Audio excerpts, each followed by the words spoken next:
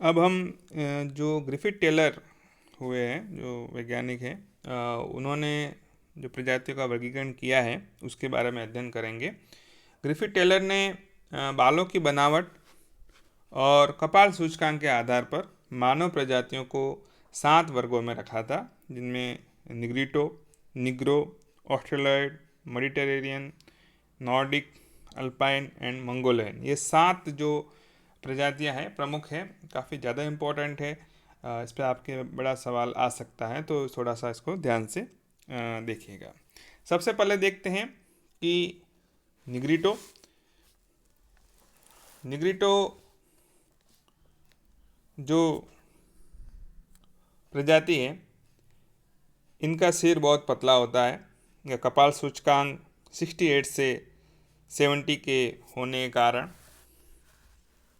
सिर काफ़ी पतला दिखाई देता है। इनका जो कद होता है वो भी नाटा होता है, 158 सेंटीमीटर से कम होता है। जो क्लासिफिकेशन किया गया है हाइट के आधार पर, उसमें 158 सेंटीमीटर से जो कम हाइट वाले हैं वो नाटे हैं। तो ऐसा देखा जाए तो भारत में काफ़ी सारे लोग आधे से ऊपर नाटे ही हैं। तो निग्रिटो का जो कद होता है वो नाटा होता है। होठ मोटे होते हैं, नाक चौड़ी तथा चपटी होती है, जबड़ा आगे की ओर उभरा हुआ होता है और दांत आगे की ओर निकले हुए होते हैं। चेहरा कॉन्वेक्स शेप का होता है, उत्तल आकृति का होता है।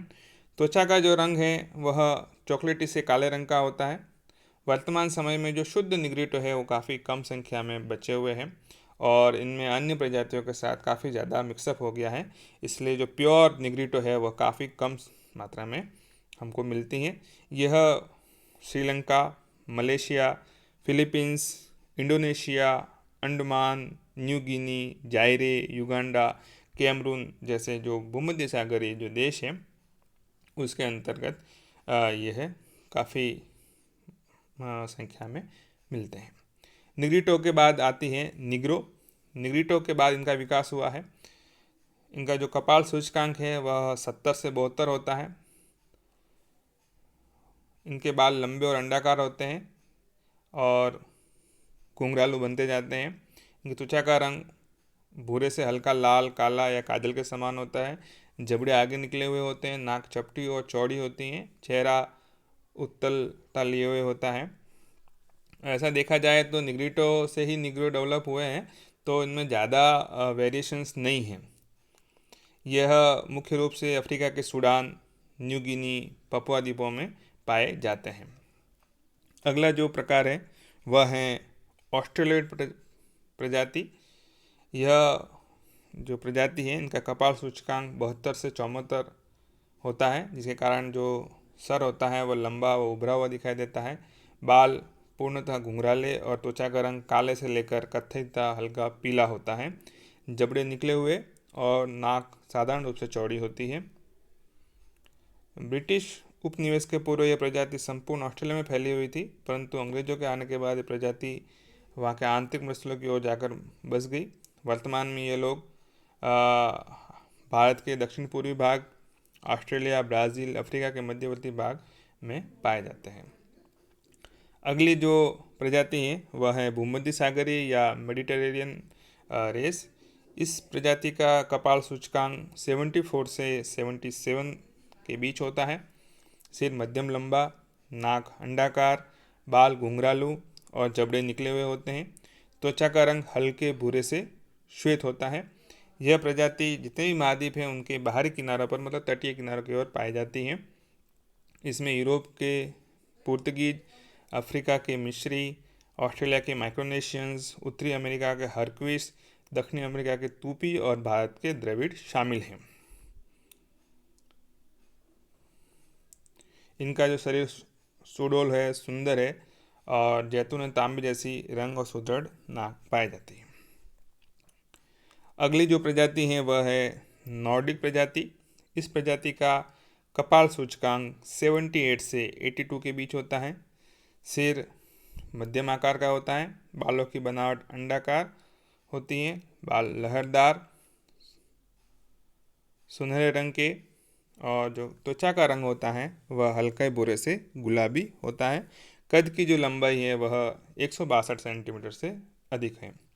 नाक ऊंची, लंबी व आगे की ओर झुकी हुई होती हैं। इनका जो वितरण है वह यूरोप में बाल्टिक सागर के समीपवर्ती क्षेत्र, भूमध्य सागर के समीपवर्ती क्षेत्र, एशिया तथा उत्तर एवं दक्षिणी अमेरिका में मिलता है। कुछ लोग इनको मेडिटेरियन का पूर्वज भी मानते हैं। अगली जो प्रजाति है, छठी प्रजाति अल्पाइन है। इनका कपाल सूचकांक 81 से 86 के बीच होता है। चेहरा व जबड़ा एक सीध में होते हैं। नाक छोटी, लंबी, बाल गोल एवं सीधे होते हैं। रंग भूरे से गोरा होता है। जो हाइट होती है इनकी वह 155 से 165 सेंटीमीटर के बीच होती है। अल्पाइन प्रजाति की पश्चिम शाखा, जिसमें स्लेव, आर्मेनियन, अफगान आदि सम्मिलित होते हैं, रंग में गोरे होते हैं। लेकिन पूरी शाखा के लोग, जिसमें फिन, मेगियार्स, मंचूर, सियाक शामिल है, कुछ पीलापन लिए हुए होते हैं। इनका विकास नॉर्डिक के बाद हुआ। सातवीं और अंतिम प्रजाति है मंगोलोइंस। इनको नव अल्पाइन भी कहा जाता है। इनका जो कपाल सूचकांक होता है वह 85 से 90 के बीच होता है। सबसे नई प्रजाति है यह। इनका शरीर अधिक चौड़ा व गोल होता है। बाल सीधे तथा ऊर्ध्वाधर काट जो है वो 80 तक होती है। जबड़े भीतर की ओर धंसे होने के कारण चेहरा कॉन्वेक्स ना होकर कॉनकेव होता है, अवतल होता है। त्वचा का जो रंग है वह हल्का पीला से लेकर हल्के कत्थई एवं श्वेत तक होता है। नाक पतली और संकरी और कद की लंबाई 155 से 165 सेंटीमीटर के बीच होती है। इनके विस्तार की बात करें तो यह एशिया के मध्यवर्ती भाग और यूरेशिया के विस्तृत क्षेत्र पर पाए जाते हैं। वर्तमान में इनका मिश्रण अल्पाइन, मेडिटेरेनियन तथा नॉर्डिक लोगों से हो गया है। इन सब प्रजातियों के क्लासिफिकेशन हमने देखा, 7 प्रजाति है। इनकी विशेषताओं के अगर हम फिर से नज़र डालें तो प्रमुख बातें जो उभर के सामने आती हैं वह इस प्रकार से हैं कि प्रारंभ में कपाल सूचकांक कम था, बाद में नई नई प्रजातियों के जन्म के साथ इस सूचकांक में वृद्धि होती गई। प्राचीनतम में 68 तक था और वर्तमान में 90 तक पहुंच गया है। प्रारंभ में जो प्रजातियों का सिर लंबा था, बाद में छोटा होता गया और मंगोलियन लोगों का सिर गोल होता गया। बालों की बात करें तो बाल की आकृति जो लच्छेदार थी वह बाद में लहरदार हुई और फिर सीधी हो गई। नाक की आकृति की बात करें तो चौड़ी और चपटी से बदलकर ऊंची और पतली हो गई। रंग की बात करें, जो रंग पहले काला और गहरा था बाद में परिवर्तित होकर गोरा व गुलाबी हो जाता है। जबड़ों की बात करें तो प्रारंभिक प्रजातियों के जबड़े में उभार था। चेहरा जो कॉन्वेक्स टाइप का था, जो बाद में जबड़ों में धंसा हो जाता है और चेहरा भी कॉनकेव हो जाता है, ठीक है, अवतल हो जाता है। और जो प्राचीन प्रजातियों की अपेक्षा नवीन प्रजातियों के जो बसाव क्षेत्र हैं वो ज़्यादा विकसित हैं। प्रजातियों का विकास हुआ है तो निश्चित रूप से उनके जो एरिया है वह ज़्यादा डेवलपमेंट वाला है। तो ये तो आपके मानव प्रजातियों की बात हो गई और ग्रिफिथ टेलर का क्लासिफिकेशन हो गया। इसके जो PDF नोट्स हैं वह इस वीडियो के आपको डिस्क्रिप्शन बॉक्स में लिंक दे दिया जाएगा, उसमें से आप डाउनलोड कर लीजिएगा।